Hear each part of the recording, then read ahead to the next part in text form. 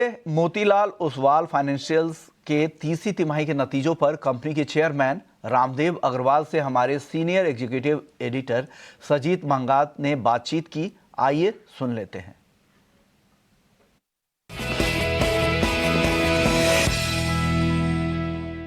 नमस्कार, आप देख रहे हैं ईटी नाउ स्वदेश और मेरे साथ आज जुड़े हैं रामदेव अग्रवाल, एमडी हैं मोतीलाल ओसवाल फाइनेंशियल सर्विसेज के। रामदेव जी, आपके रिजल्ट्स आए, बहुत ही अच्छे रिजल्ट्स हैं। ऑपरेटिंग पैट जो है 611 करोड़ का है, जो कि अगर हम वाई देखें तो 16% और क्यू देखें तो 10%। हमने बाकी ब्रोकरेजेस को देखा है कि जहाँ पर रेगुलेटरी इम्पैक्ट हुआ है उनकी वजह से उनका रेवेन्यूज हैं काफ़ी हिट हुए हैं, उनके प्रॉफिटेबिलिटी हिट हुई है। बट आप का जो प्रॉफिट है वो क्वार्टर ऑन क्वार्टर बढ़ा है, इसका कारण क्या है? देखिए, ब्रोकिंग पर से को डेफिनेटली सेटबैक हुआ है, क्योंकि जो वीकली जो डेली एक्सपायरी था वो मंथली हो गया है, तो उसी कारण से उस बिज़नेस में तो डेफिनेटली थोड़ा सा दबाव है, रेवेन्यू में भी, प्रॉफिट में भी। लेकिन जो नॉन ब्रोकिंग जो बिजनेसेस हैं, जैसे आई बैंकिंग है, वेल्थ है, एसेट मैनेजमेंट है, प्राइवेट इक्विटी है, ये सब में काफ़ी अच्छा ग्रोथ आया है। उसके चलते नॉन ब्रोकिंग रेवेन्यू से ये जो पूरा ग्रोथ आया है, actually not only it has made up जो डेफिसिट है इसमें ब्रोकिंग में, उसको मेकअप करके फिर 16% ग्रोथ हुआ है। सो मेरे को भी बहुत मतलब एक्साइटमेंट है इसका कि मतलब ये टाइम में जब सब पूरे इंडस्ट्री में थोड़ा डिग्रोथ है, तो यहाँ पर ग्रोथ उसी कारण देखिए एसेट मैनेजमेंट कंपनी सब में ग्रोथ है। आप देखें HDFC, ICICI, सबका जो देखेंगे आप, और नॉन ब्रोकिंग में सब जगह रेवेन्यू ग्रोथ है। रेवेन्यू ग्रोथ बॉटम लाइन सब जगह 25-30% मिलेगा, तो वो हमारे यहाँ भी हुआ है। उसी कारण से जो actually non broking growth must be about 30-35%, वो घट के होगा 16%, क्योंकि ब्रोकिंग में डिग्रोथ है। अगर मैं आपके रेवेन्यू ब्रेकअप देखूं stream wise, management and advisory fees 9 महीने के लिए 27% बढ़ा है, डिस्ट्रीब्यूशन फीस 16% और net interest income 31%। Management and advisory आपको लगता है कि यहाँ से और आगे जा सकता है, और ये जो ग्रोथ है उसमें वो सस्टेनेबल है?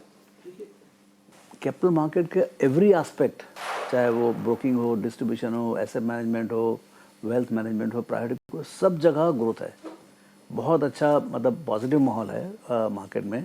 और जैसे जैसे मार्केट आगे बढ़ेगा और जैसे जैसे और कस्टमर्स आएंगे, जो 3 मिलियन कस्टमर्स पर मंथ आ रहे हैं, उससे मार्केट हॉरिजॉन्टली बहुत एक्सपांड हो रहा है। तो उससे जो अपॉर्चुनिटी जो है कैपिटल मार्केट में बढ़ रही है। दूसरा ये कि एंट्री बैरियर भी बढ़ते आ रहा है। आज के दिन में सबसे पहली बात तो आप किसी पास से कोई भी किसी का भी आप टैप करना चाहें, तो सबसे बड़ी बात तो ब्रांड इक्विटी चाहिए। तो वो एक बात है कि भाई आपकी बाज़ार में साख क्या है, मतलब ब्रांड इक्विटी कैसा है। सेकंड, आपको नेटवर्थ भी चाहिए, क्योंकि आप कॉम्पीट कर रहे हैं बैंक से, उसके बाद तो लाखों करोड़ रुपए है। हमारे पास क्या है, तो वो एक नेटवर्थ भी चाहिए। हमारे यहाँ नेटवर्थ अभी बढ़ के अभी 12-13 हज़ार करोड़ हुआ, $1.5 बिलियन हुआ है। तो वो एक भी एक एफर्ट है कि भाई बड़े बड़े के सामने खड़े कैसे हों। तो मतलब पैसे का जवाब तो पैसे से होने वाला है। तो नेटवर्थ भी बढ़ा रहे हैं, डिस्ट्रीब्यूशन चाहिए, तो डिस्ट्रीब्यूशन हमारा बहुत अच्छा है। पूरे इंडिया में करीब 98% पिन कोड्स में हमारी पहुंच है, और ऑनलाइन से तो सब लोग सब तरफ पहुंच जाते हैं। तो डिस्ट्रीब्यूशन का एक बड़ा खेला है। कई जगह आपको एडवाइजरी भी चाहिए वेल्थ करने के लिए या एसेट मैनेजमेंट करने के लिए, खाली डिजिटल से नहीं होता है। तो डिस्ट्रीब्यूशन इज़ वेरी इंपॉर्टेंट। तो ये सब चीज़ जो है उसमें इन्वेस्टमेंट हो रहा है और बढ़ते जा रहा है। देखिए, आपने कहा कि रेगुलेटरी हर्डल्स बहुत आए पिछले एक साल में ब्रोकिंग बिजनेस में, उसके बावजूद आपके बाकी बिजनेस ने इस हर्डल्स को ओवरकम किया और उसके बाद आपका ग्रोथ आया। अगर आगे को देखने के लिए बोले हम, तो ब्रोकिंग बिजनेस की आउटलुक कैसे है? देखिए, नवंबर 18 को लास्ट 2025 में 2024 में आपका लास्ट वो जो था डेली एक्सपायरी वो बंद हुआ, तो उसका इफेक्ट पूरा 12 महीने तक अंतर पड़ता है, ईयर ऑन ईयर। तो आपका ये जो दिसंबर महीने क्वार्टर था, मेरे ख्याल से पूरा फुल इम्पैक्ट खत्म हो गया।